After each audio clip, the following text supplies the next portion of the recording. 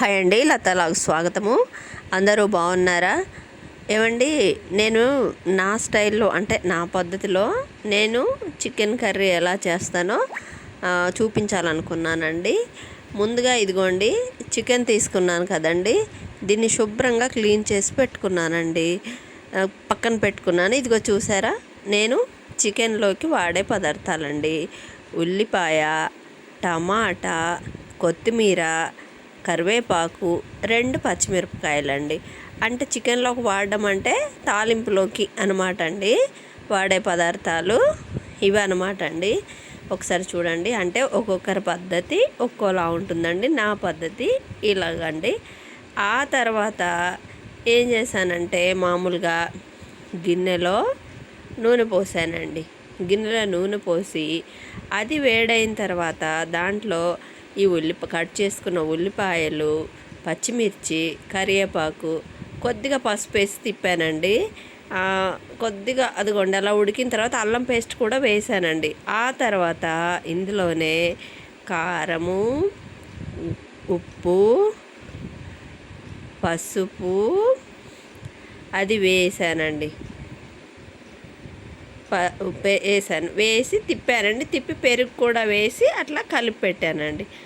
ఆ తర్వాత కొంచెం ఉడకనిచ్చానండి. ఇదిగో చూసారా, నూనె ఇలా పైకి తేలే వరకు, మళ్ళీ ఇందులో ఇంకా కొద్దిగా పసుపు కూడా వేసానండి. నూనె అలా పైకి తేలే వరకు అలా కలుపుతూ కలుపుతూ కలుపుతూ కలుపుతూ అలాగా ఉన్నానండి. ఇంకా ఆ తర్వాత కూర కొంచెం చూడండి, ఇంకో ఇట్లాగా దగ్గర పడినట్టుగా అయిందండి. నూనె అంతా పైకి తేలుతూ ఉంది, చూసారా, ఉడుకుతూ. ఈ టైంలో మళ్ళీ నేను అల్లం పేస్టు, టమాటా ముక్కలేసి కలిపానండి. అల్లం పేస్టును టమాటా ముక్కలు వేసి మళ్ళీ బాగా కలిపానండి. బాగా కలిపిన తర్వాత ఏం చేశానంటే, ఇదిగోండి ఫైనల్గా కర్రీ అయితే ఇలా వచ్చింది.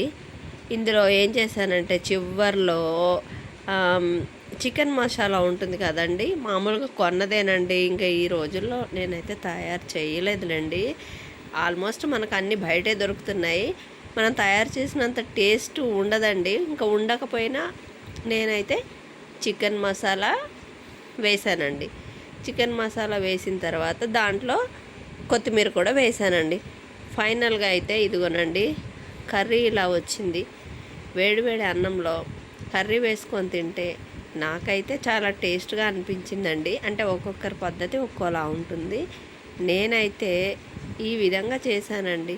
ఒకవేళ మీకు నచ్చితే, కొత్త ఛానల్ కదండి, ఎంకరేజ్ చేయండి, సబ్స్క్రైబ్ చేసుకోండి, లైక్ చేయండి, షేర్ చేయండి. సబ్స్క్రైబ్ చేసుకోండి.